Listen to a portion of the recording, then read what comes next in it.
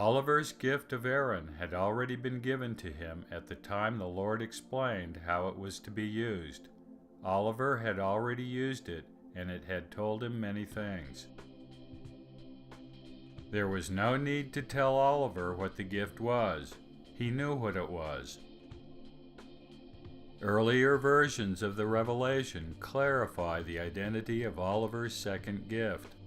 The revelation, now known as Section 8 of the Doctrine and Covenants, was first published with different wording of the Lord's statement concerning the gift.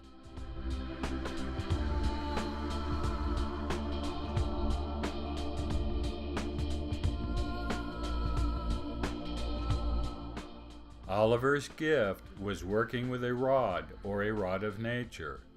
A rod of nature in Oliver's time was a divining rod.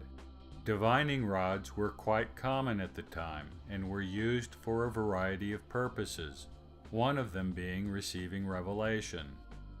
But the original version of the revelation does not mention either the gift of Aaron or a rod. Oliver's gift was working with the sprout, which was a thing of nature.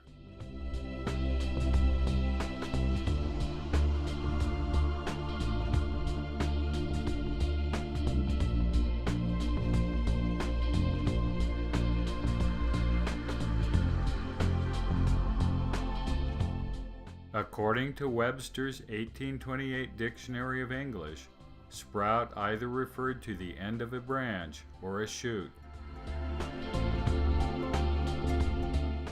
It was Sidney Rigdon who changed sprout and thing to rod as the revelation was being prepared for publication in the 1833 Book of Commandments.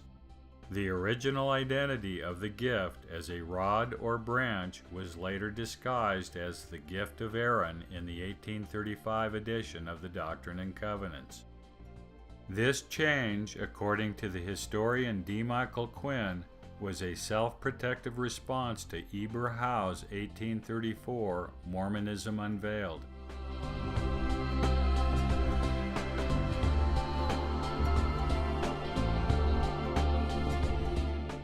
The Lord had warned Oliver in an earlier revelation not to make his gift known except to those of his faith. This warning did not refer to concealing his gift from non-Mormons, but from those who did not have faith in using a rod for divination, whether member or not. Church members during Oliver's time and today struggle with or even reject the possibility of rod divination.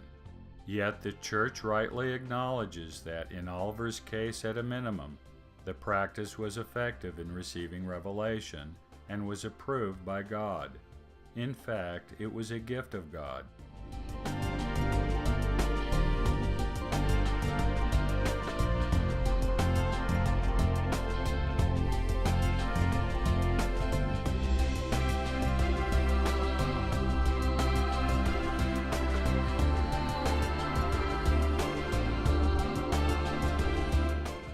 Oliver's rod of nature was a form of charm. A charm is a physical object used by a magician known as a charmer to gain a supernatural effect. Oliver's rod produced several supernatural effects, including revelation, unfolding mysteries, protection from enemies, translation of ancient records, and other unspecified marvelous works. Normally, the Lord condemns charming and divination. Both forms of magic and others were prohibited to ancient Israel.